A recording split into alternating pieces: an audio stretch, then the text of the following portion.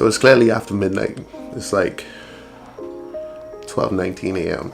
But it's the only time I can record these videos because I don't want any noise around me. So yeah, what's going on? It's your boy David C. Camera Guy, back again with another YouTube video. And today we're going to be talking about the go-to, the most talked about lens ever since this lens was announced. It's the Tamron 28-75. And I can arguably say that this is the best lens for the Sony, particularly the Sony a7 III. I heard about this lens way before I even got this lens. I was so skeptical about this lens because I never bought a lens from Tamron. Never used a Tamron lens in my life. Never was thinking about buying a Tamron lens. I didn't even know this company existed. And when I got my a7 III, I only had the 15mm 1.8. I had no other lens because I spent the rest of my money trying to get the a7 III body. So I didn't really worry about the lens. Now everybody knows that Sony offers some great lenses with their G Master line, but let's be real. People like me, we can't afford $2,000 lenses. So the 24-70, the 16-35, you know, they're great lenses, but I can't afford it. Now the Tamron lens was $799. That's well within my range of what I'd spend on a lens. But I started watching videos for months and people were starting to say that this lens was better than a G Master, and I'm like, what? No way that this budget lens is better than or sharper than a G Master. And luckily I was able to get me one. Somebody I knew, they had one for sale and I went straight for it. I bought it without even thinking about it. And I can say that this lens has been the miracle worker for my Sony a7 III. It's the only lens I don't take this lens off my camera unless I have to. And I only took it off today because I had to get some B-roll of this lens. Let's talk about the pros and the cons of this lens. Now, to me, there are more pros than cons, but you can do that up to yourself. I just feel like this is such perfect synergy between a lens and a camera that you really shouldn't have nothing else in your arsenal other than the Tamron. It's like the glorious feeling of having a prime lens, but you can zoom and still keep all the sharpness and all the, yeah. So anyway, let's get to the pros. One, this lens is super lightweight. It's you can barely feel it on a gimbal. Like sometimes I have to remember that it's a lens. I have to be very careful about it because it's lightweight.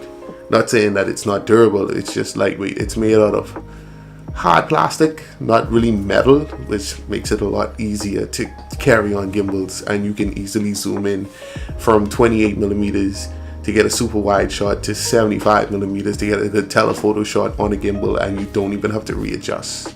Like, you don't even have to readjust.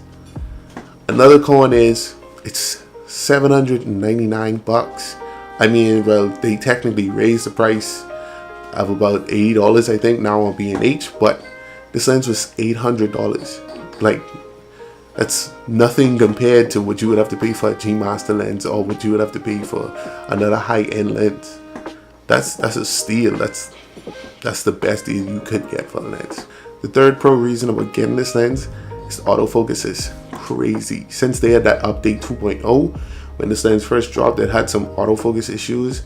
I always shoot in autofocus continuous on my Sony a7 III, but since then, with the update, I've had zero to little problems with the autofocus hunting. Now, when you get into low light situations, if you don't have a proper light, then you might experience some minor bit of hunting, but 8 out of 10 times, my focus is spot on. That's the thing that I love about this lens. Let's talk about some of the cons.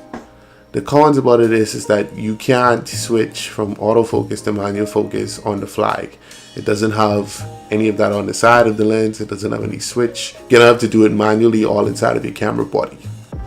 The second con is that this lens got an increase from $799 to about $800 and something dollars, at like an $80 increase. I see that as a con because, you know, the selling point for this camera was that it was $799, and for them to boost up the price is kind of like a cheap marketing ploy or whatever.